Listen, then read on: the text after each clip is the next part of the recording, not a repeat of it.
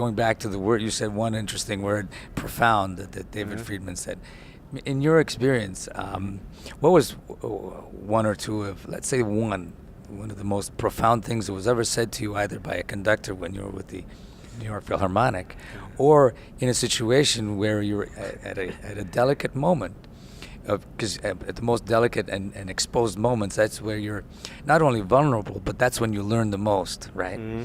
So what was the most profound thing that you can think of that was said to you, either by a conductor or by a person, that really changed a lot of things for you? It's like the lights changed.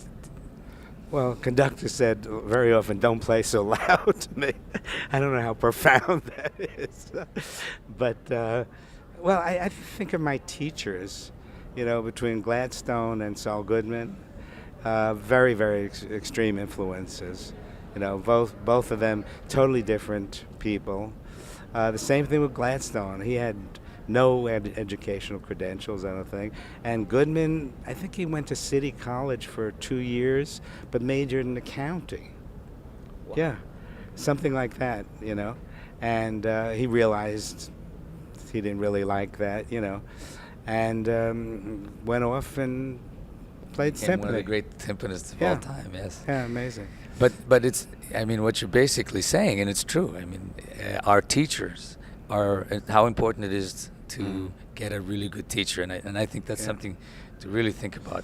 I mean, I was very fortunate to have some really great teachers. One, Pierre Beluse, was my main great, mentor, and But the joke is that he was trained by Saul Goodman. That's right. Yeah. Yes, that's right. Because I That's remember right. even when I first got to know Goodman, he was going up to Montreal once a month. That's right. And Louis Charbonneau also worked Right. studied with him, and that Yeah. and he went on to be the timpanist for the Montreal Symphony. Yeah. Also, yeah, and there was that. And it's funny, in Montreal we had the school of thought of playing both from Paris and New York. So it was a mixture of Goodman and Delecluse, the playing styles. So Pretty good combination. yes, so Yeah. we got like the best of both worlds, Yep. and eventually those guys went on to teach their Right. students, and those of us who were fortunate to study with some of those people Yeah. got the essence and kind of the fuel. If we were interested, not all of us pursued that, but those of us who did, never forget what they've done for us. Yep. Yeah. Yeah, it's important to get somebody that you like and you feel is a great mentor, kind of thing, Yeah. too. And guys like yourself. I mean, not only are you continuing the inspiring people. I mean, you've been at KoSA for many years, and I'm really humbled by the fact that you will accept this all the time. And so you can inspire people, but also you're making the Gladstone drums. I mean, you're taking it further yourself. And I just did a video, plug, PS, for Hudson Music on Gladstone technique. Ah. So we just finished it at the end of the summer. It should be out in January or so. And they have a new thing called Drum Guru. Have you seen it? That's interesting. And we did a whole bunch of packs for Drum Guru at the same sessions. Cool. So finally, I mean, the thing at, that was, over 40 years ago that I studied with him. And the interesting thing about him is that he wasn't an academic. He taught very few people. And you can't say he had a methodology. I studied with him 3 years almost, off and on, not consistently. And we never read a sheet of music. He never wrote down a note. It was all conceptual. Okay. It was all in your head, and how to do things, how to hit a drum, how to get a sound. He would say you could get a beautiful sound by knocking on a door, And there's a great story about him. I don't know if it's true, that one of the trombone players in Radio City said to him one day, "Well, drums are so easy, to play. What do you have no notes, everything, piano player has a million notes." And he says, "Oh, I can play the piano too. I'll learn the piano."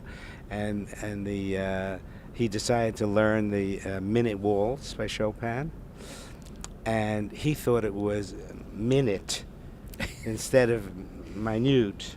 Okay. And so he played it in 1 minute. And that's recorded. He recorded it. And he never had played piano before.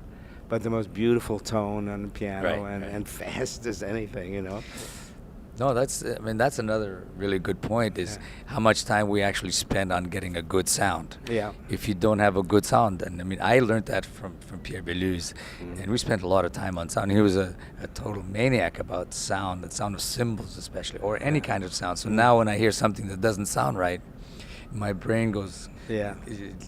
looking for why is that not sounding right?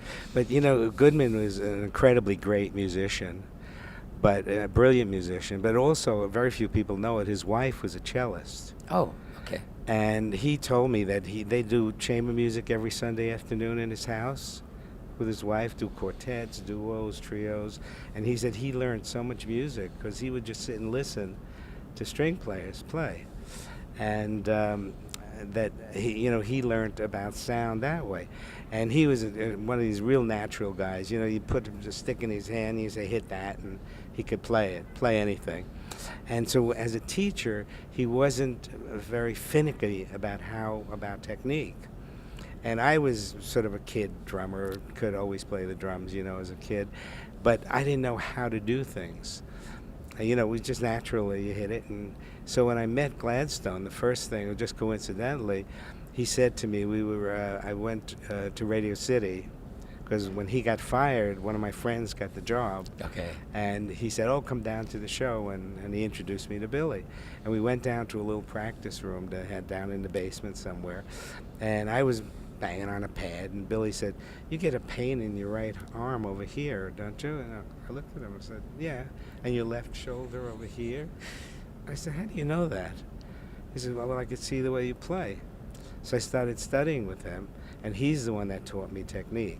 Okay. But Goodman was, all music, just Yeah. play the chart, play the part. Right. It was natural for him. Yeah, but he didn't very know how to natural. transmit. No, Right. no. So all his students play very differently. Right. You know. But the fact of spending so much time on making something sound good, getting a good snare drum sound, a cymbal sound, Yeah. whether with a stick or with your hands or whatever you're playing, Yeah. is ultimately so important. And I see that in African music specifically, Right. because if you don't have those sounds on that drum, it's like Indian music. If you don't have those sounds, Yeah. you can play the rhythms, but it doesn't Not the make same any thing. sense. Well, the great thing to watch on YouTube, I was watching it one time. They had the Joe Morello playing Take 5, and they have about 5 or 6 different versions of it when the band was on tour. And every solo was great that he took on it, different than on the recording. And then they had an organ trio with a woman organ player doing Take 5. And it was like, was that the same tune that they just played? It was so square. It was so the time was so off, And you hear Joe play it, and it was so every solo was better than the next, Right.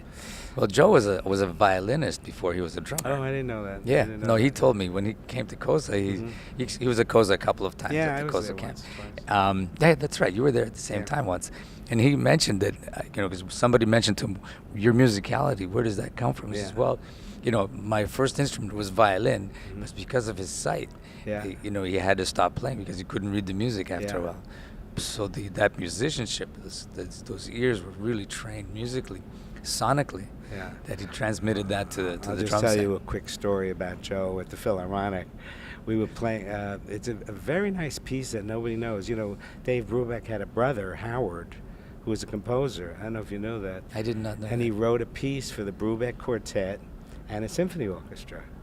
So when the quartet was really hot, in the 60s, 70s, we played the piece with the Philharmonic with Bernstein conducting. Wow. And the Joe was sitting sort of in where the first violins are, in the middle of the first violins with the quartet. And Bernstein started conducting, and he stopped and he said, "Joe, you're ahead of me." And Joe said, "Yeah, but I'm the drummer," said to Bernstein. And Bernstein said, "But I'm the conductor." Beautiful, Yeah, so it was beautiful. cute. Yeah. Wow. So it was Listen, fun. Arnie, I want to thank you so much for taking the time and It's always a pleasure. It's yeah, always a pleasure. to be continued and, Okay. and many more years. Yeah, I hope so. Yeah. Thank you.